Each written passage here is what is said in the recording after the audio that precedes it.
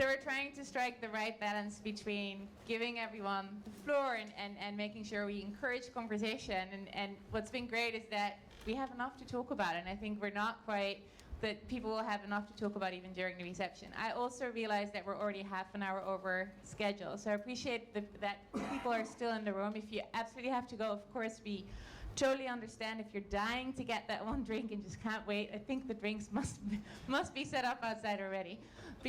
So we're estimating that we probably need another 20 minutes to work through the program. If you can bear with us, that would be great. We have two more exciting things to happen. One is Amit Buri from the Global Impact Investing Network is going to say something briefly about their organization and how the role that they would like to play in accelerating or getting some of the things done that we spoke about today. And then TEF and Rockefeller will be announcing their grant fund. So that's still coming, and then we'll be wrapping up. So on that note, Amit. Thank you all just for the opportunity, and I want to thank all the hosts for bringing all these people together and creating such a great forum for us all to come together. I work with the Global Impact Investing Network, which is a globally oriented nonprofit. And what I want to do is talk a little bit about how the global market for impact investing sees the opportunity here, and also to talk specifically about some of the programs that we have to support local leaders. Oh, a little higher, thank you. So what I'll start with is just I'm going to show you a little bit of data once we get the slide back.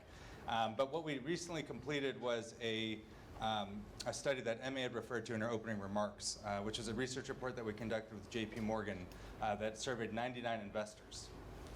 And one of the most remarkable findings, I think, of that survey was that when we asked them which regions they're interested in, not only was sub-Saharan Africa came up at 34% of the investors said it was an area of interest, but it was the highest region selected, higher than the US, higher than Europe, higher than any other emerging market. So what I think that speaks to is an incredible opportunity. I also pick up kind of the sense from this environment that we see that there's a lot more potential that's unrealized. That though there are global investors, we haven't seen nearly as much activity as we would like. And so I think what this really says to me is that there's a huge opportunity to really think about how do we create a global market? How do we better realize the potential? And I think that's what I wanted to just talk briefly about today, was how do we build the global impact investing market? So the GIN, just briefly, our goal is to scale, to increase the scale and effectiveness of impact investing globally. But the frame I'd like to use for this conversation today is how GIN is a global platform to support local leaders. And I want to talk about that through 5 main dimensions, which really highlights the way that we work. And I'll walk through these one by one, and I'll move at a fairly fast clip, so this will be pretty high level. But of course, we have a lot more information on our website and hope that we can engage many of you directly in these projects. But starting with community and leadership, one of the critical needs that we see in this market is the need to help leaders kind of blaze the trail for the rest of us to follow, and also to help build a community where people can share their experiences like many of us are doing here today. So we have a global membership program. It currently has 170 members. And I think one thing to note is that though those members are based all around the world, 49% of them have said that they are interested in investing in Africa, which is an incredibly high number. So I think we have a community that's quite motivated about finding opportunities on this continent. We also think that to have an effective global market, we need to be speaking a consistent language, particularly when it comes to social and environmental performance. And so we've created a standard that many people in this room use called IRIS, the Impact Reporting Investment Standards, which is a catalog of generally accepted performance metrics that impact investors use. Now, we don't actually know how many people use IRIS because anyone can use it. It's available for free on our website, and you don't have to tell us. But we do have an IRIS registry where people register as users and provide some information so others can learn from them. And from that registry, over half of the registered users are active in Africa. So again, we see that though these are global platforms, there's quite a tremendous amount of engagement from the people in this room and your peers across the continent. So one of the other critical needs is actually to have more transparency into the products. When you ask large institutional investors, why don't they invest in impact investments? One of the things that they say is it's hard to find out what's actually out there. And I think many of you who are fund managers would agree that it's very difficult to find those investors as well. So we created Impact Base, which is a directory of impact investment funds and products. It has over 250 products on the platform now and over 1,000 subscribers. All the subscribers are accredited investors based on US SEC laws, and so they can invest in these products. What we have is over 50 of the funds are include a focus in Africa. Some of them are multi-regional funds, and almost as many investors as our members are interested in Africa as one of the areas that they're looking for deal flow. So we also do a lot of research and help build awareness to try to raise the profile of impact investing. So more investors know that it's possible, and so that we better understand the actual dynamics of what's happening in the market. And as a result, we have a number of case studies that are written about investments in Africa, and more will be forthcoming. So I think there's a lot of ways that we can help to capture some of the learnings that have happened in this market and help people in other markets learn from them, and also just help them understand the opportunities that are here on the continent.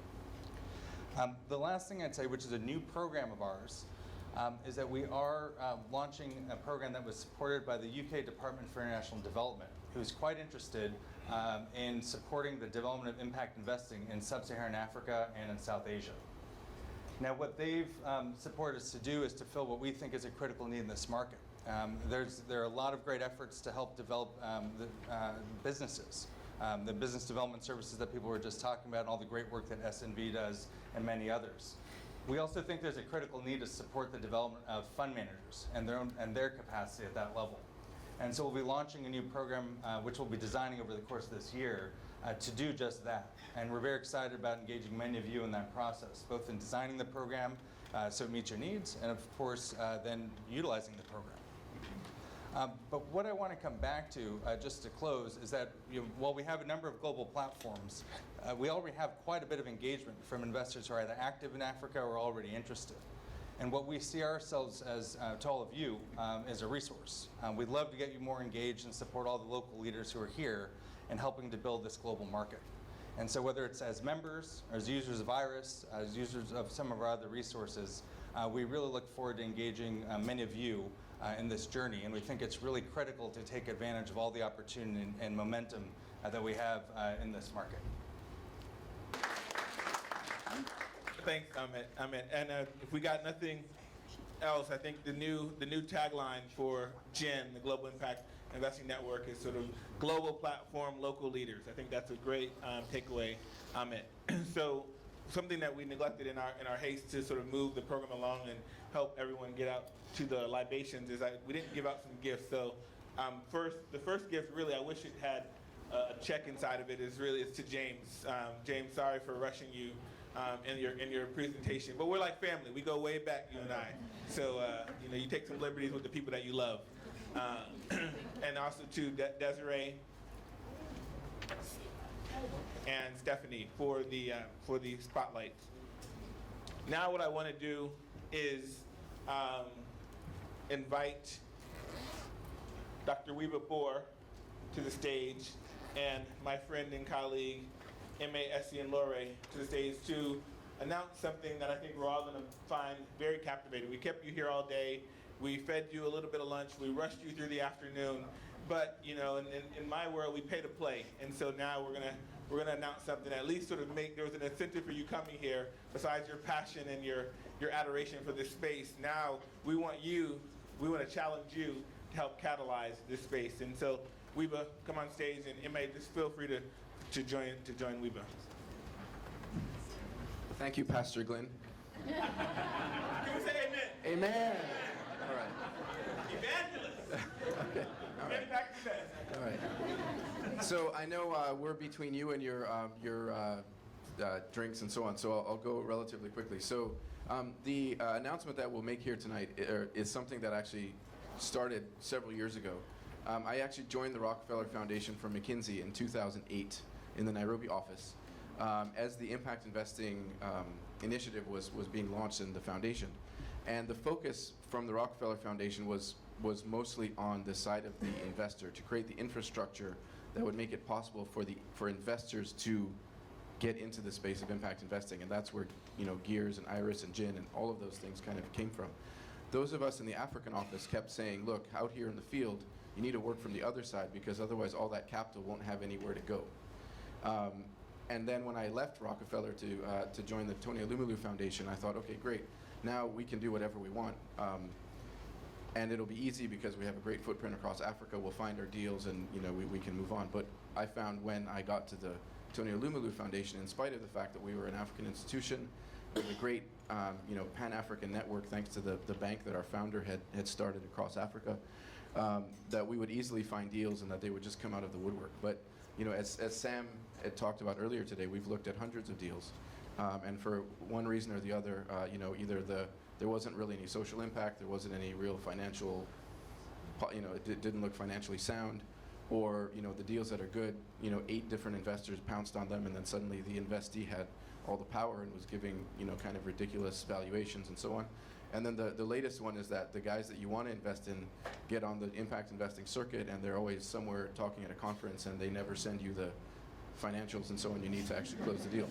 So we realize that a lot of work still needs to be done on the basic infrastructure to create the pipelines, to create the policy and environment, et cetera, so that the deals can be there for all the capital to flow into.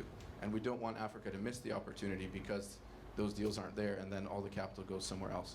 So the Rockefeller Foundation, in their the next phase of the impact investing initiative, is now moving more towards the other side. And so have done this process of going to different regions around the world where impact investing is very important, and have done programs like this with local partners. And so we're very proud that when they came to Africa, they sought us out. And I'd like to say it wasn't just because I used to be in the Rockefeller Foundation, but it's because as a foundation, I think we've shown our credibility as an impact investing partner. And so we're very happy to do this with them, both the event, but then also the announcement of the African, I have to read it here because it's a complicated name, African Impact Economy Innovations Fund. All right, it's a bit of a mouthful, but basically it's about a fund to provide modest grants to organizations that are going to be filling some of these infrastructure gaps or some of these policy gaps. The GIN will actually be the implementing partner, so those who have proposals, they need to go to GIN, not to us.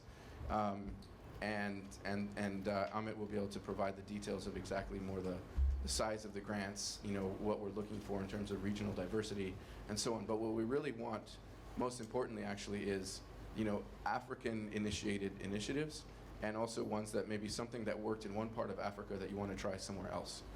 We really want it to be a lot of homegrown initiatives because we find that Africa has a unique context, and sometimes what works outside of the continent may not work here. So let's try and find African-grown solutions to these issues so that we can build the infrastructure we need and get all that capital into Africa. Emmy? No, I have actually nothing to add to that except to say that, yeah, we are absolutely thrilled to be able to partner with all of these institutions to make this happen.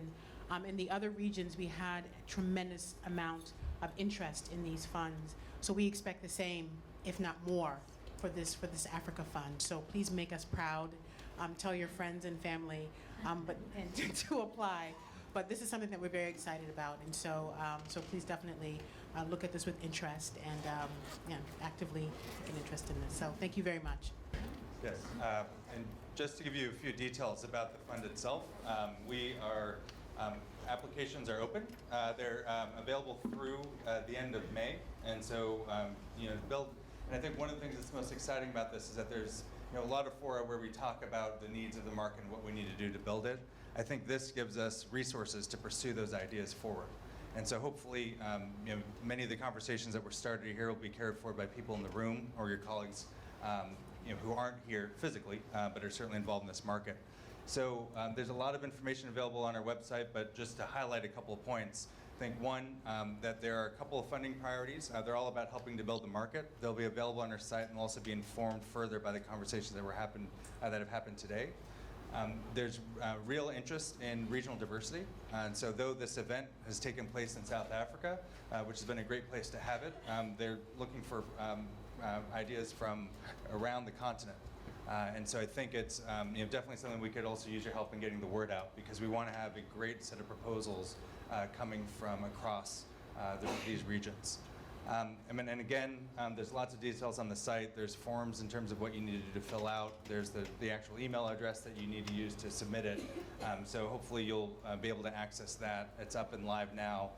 And we're looking forward to seeing a lot of tremendous proposals and hopefully working with many of you to address all these barriers that sit between where we are today and the potential that we all see.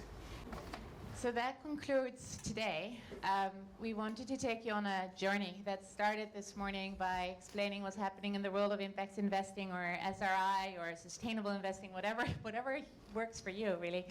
And then speak more in the afternoon about what it takes and what some of the early successes are, and what some of the inspiring initiatives like a malaria SIB that I personally didn't hear about yet are already doing. So I wanted to thank you all for coming along on that journey. I won't make you shake your heads again. I think we've already checked that box. But wanted to thank you. Want to invite you to continue the journey with us. I was really excited to hear, and as May was saying, we've been getting really positive reactions to the funds that Rockefeller and its local partners have been announcing in the 4 regions that we've been to. And thank you for coming. Thank you for making the last of these 4 meetings between Sao Paulo, India, Hong Kong, and now Cape Town a really great one. And we're thankful we're thanking you for coming.